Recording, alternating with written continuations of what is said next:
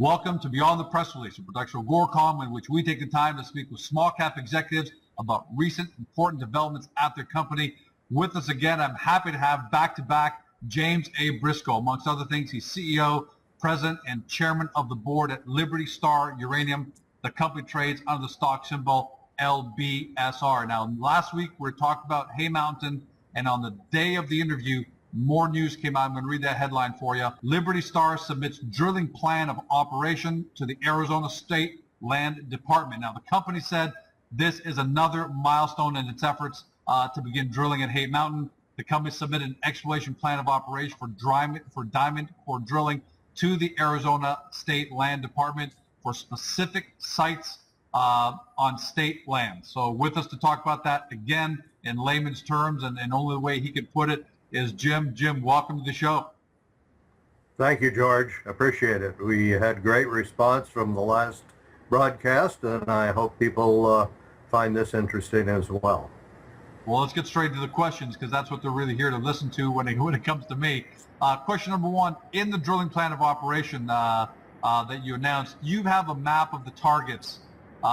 Let's talk about what kind of environmental and geology you'll be working with at these Hay Mountain drill hole targets. All right. The terrain is generally averaging about 4,500 feet above sea level, and this is grass and brushland with low mountains, and the area of the target is quite flat, and it has been subject to what's called spiking, which is a non-metallic vegetation killer, because the ranchers want grass, not brush, and so it's quite open. It's also essentially at rock surface, and those rocks appear like they are bedded. However, on very close examination, and this was quite a surprise to us, the rocks are intensely broken into what we call fluidized breccia, and the result of the attrition of the fragments against the sidewall of these things, essentially it would be the equivalent of the conduit of Old Faithful, except very large or very numerous Old Faithfuls, where there's very high velocity upstreaming gas. And this is classic porphyry copper. I've never seen a porphyry copper that did not have breccia pipes with it. And in this area, they're prevalent over, we estimate, 7 square miles, which is pretty dumbfounding for a porphyry copper geologist like myself. And in terms of on a scale of 1 to 10, so that kind of environment and geology is very favorable in terms of as a working environment? Well, the fact that we have all this brecciation simply means there is a lot of activity, and on some of the maps that I have submitted, we have the outline of a very large magnetic anomaly covering about 35 square miles. This is indicative of a deeply buried magma that is now solidified, a pluton, and that's probably the source of both the copper and the brecciation and all the activity in this area. But the area itself looks quite benign. It's flat. We believe that we can drive over most of it without road building, and again, it looks like it's layered Paleozoic limestone sediments, but when you examine them closely, they're intimately fractured, broken, and brecciated. Let's put this in some context in terms of scale, square miles. How big is the area that underwent the geochem, ZTEM, and the archaeological study? All right, well, let's take it from the big picture, and we've been using space imagery to look at the entire Tombstone area. Wow. But the ZTEM about 130 square miles, and so we have a big area because there's lots of mineralization. This happens to be the best of the lot, we think, and then we have intensely looked at about 40 square miles, and that's the ZTEM. The geochem, which is both soil, rock chip, and vegetation geochemistry, is about 30 square miles on a widely spaced grid pattern. And for those of us in the United States that don't understand meters very well, I tend to look at the sample pattern as 2 football fields, or 600 feet apart, by 4 football fields, or 1,200 feet apart between samples. That's a pretty close, that's a pretty gross sampling pattern, and it is our intent to take interspaced sampling. But one of the things that we're going to talk about is permitting and archaeological surveys and plant surveys, et cetera, that the state insists on. So we can talk about that. How much time did these take? Because those are obviously weren't small projects. No, they were not. And well over 1,800 plant samples and a similar number of soil samples, fewer rock samples because there isn't so much rock sticking out. Those were all analyzed for 51 elements each. And so the collection took 2 men about 4 months to do. Wow, and that's big. Yeah, it is big. And so a lot of data there, and it's a lot of work. But prior to that, we must get a permit for collecting samples. We have to have a permit for everything. The state land department is very persnickety at this point, to use a colloquialism. So, so we had to have archaeologists do surveys along every last mile of that, of all of those surveys, plus surveys over roads, plus surveys over new areas of sample that we want to take. So this is very, very expensive. We've spent well over, for all of it, probably the $100,000. We found 1 rusted can, 1 Prince Albert can, and 3 rocks, one on top of the other, and that's it. No indication of indents whatsoever. Yeah, and I think it's important for everyone to understand. That's why I wanted to ask that question. You know, the drilling plan of operations is not something that was taken lightly. There was a lot of there's a lot of man hours put in, a lot of, like you said, you got a lot of permitting time put in, a lot of financial resource put into this. So you've submitted your drilling plan of operation with some fantastic information at hand, and you're not just taking this lightly. That's correct, and we have actually used an approach in which we call the access paths rather than roads, because we hope not to be able to have the necessity of getting a bulldozer out there and bulldozing in a path.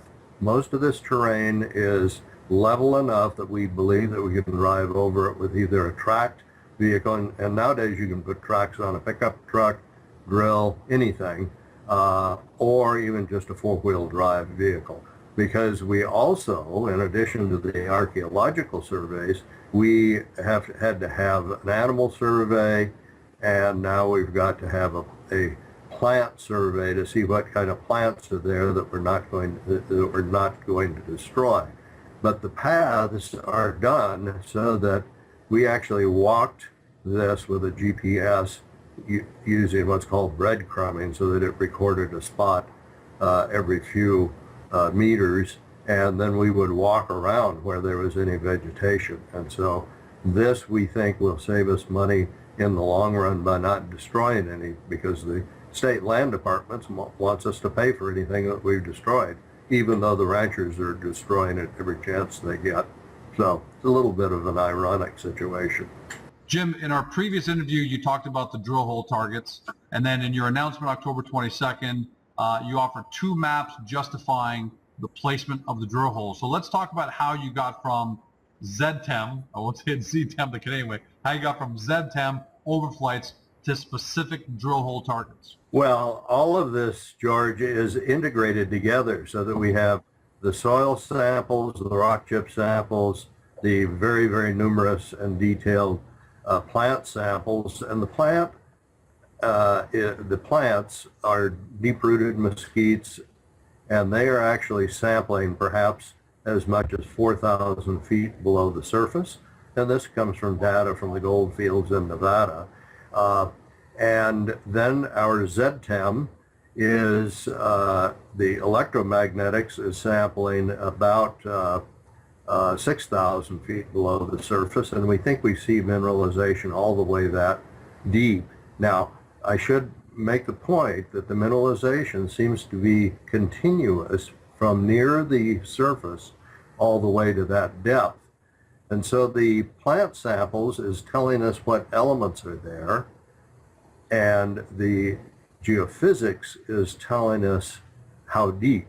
So the geophysics does not give us any indication of the type of metal, but the geochem certainly does. And we've already had experience in Big Chunk of detecting the East Pebble ore body at 1,400 feet by sampling tundra plants. And this type of sampling has been going on for many years, and we've been using it for 20 years. So we know it well. We know how to analyze the information. And so you put all this together in the computer contour maps and so on, and that's what we've done. So we see a magnetic signature that is superimposed on the geochem picture, and we have cross sections of these, so we can see what we think are mineral zones that we can target with the drill hole. Then, as the final coup de grace, I would say, is the use of the Niton analyzer, in which led us into stronger and stronger copper moly mineralization that was simply impossible without giant expense to do with sampling, and also giant delay. It takes a long time to get all these things back.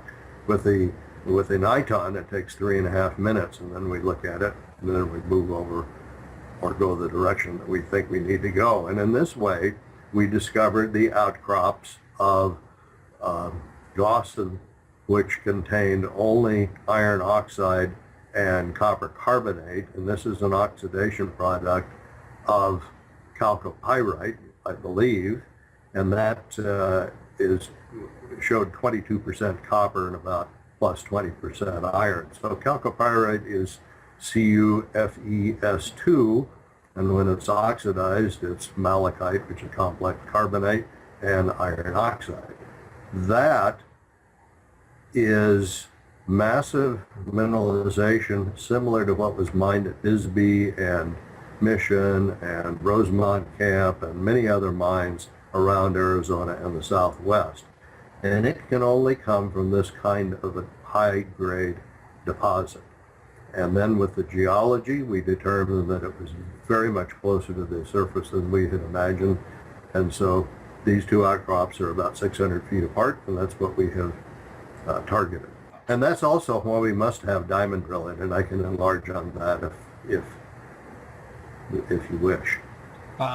Actually, let's talk about a side note that we talked about off camera. Given these maps that we're talking about, you also saw we had a map in the previous interview, and you saw some chatter online about people wanting to go out there and visit the property, walk the property on their own.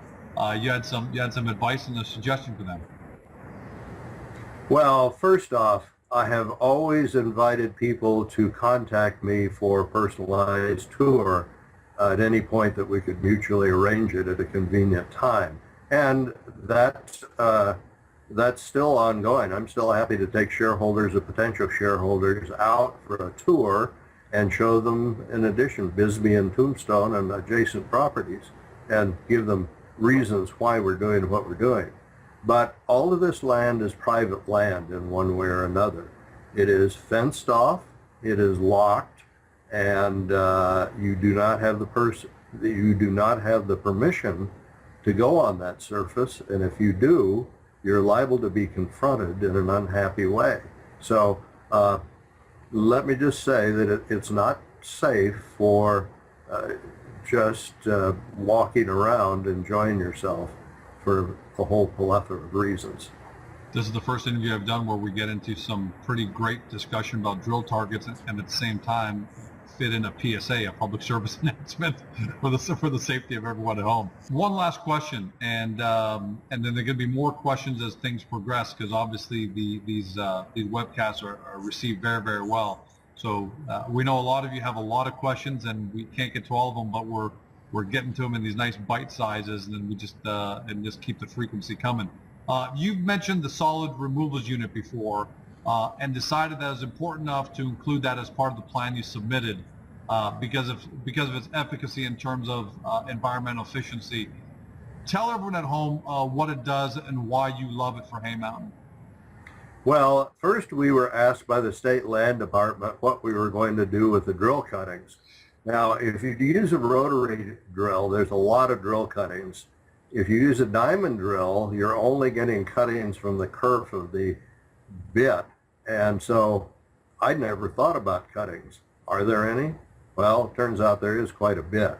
And the state land all of a sudden is quite concerned about this, and they consider this hazardous waste, which is a little bit odd because the mountains and the valleys are filled with all this, Sure, the rock stuff. But at any rate, we thought, okay, how are we going to get rid of the drill cuttings? It turns out that the Australians have built a solids recovery unit, which is a centrifuge, which is what, if you go in for a blood test, the lab uses a centrifuge to concentrate your blood platelets, if that's what they're doing. And it can be very small or very, very large. And in this case, it's a pretty good sized continuous centrifuge, and it spins the mud coming up out of the drill hole at about 3,000 RPM, which causes the cuttings to actually be concentrated and removed from the mud fluid, which is about 99% efficient, so that there's not much left in the mud, which is then recirculated down the hole. Well, if that happens, and you have to remember that I've been at this a long time, and even before I was at it, that was standard operating procedure in diamond drilling, because the diamond drills were not too efficient, and they put it in buckets and actually let it settle by gravity and actually assay the cuttings. So I said to myself, aha, if we can do that, that means that the cuttings that are coming out are from a specific depth, or we can determine what depth we want to sample. And so I said, we will be able to know what the assay is, because we'll take the niton and assay these cuttings from various depths before the core ever comes out of the hole. So I set out a news release on that, and lo and behold, some people called me up a week or two later, and they said, are you spying on us? And I said, what? And they said, well, we've been working on this for 2 or 3 years, and when we read your news release, that's exactly what we're doing. Now, they are doing it in a more sophisticated way, and what I said is, look, we don't want to rain on your parade. We're not trying to do industrial espionage, and we'll work with you in whatever way we can, but this is our plan. So that is our plan. And this will change the way exploration is done, because now you don't have to have the core at the surface to know what is being cut by the core drill, and you can then make a decision: do we cut this hole off very quickly? Do we continue it? And every geologist in a drilling program has found out, generally months later, that their drill hole is in increasing values, or did we miss a big ore body, or maybe it was in decreasing values and they continued the hole hundreds of feet further than really was necessary. And that's why we have to have drill core, and this is an adjunct to the drill core, because we have to be able to see what the rock is, not little pieces from rotary drill cuttings.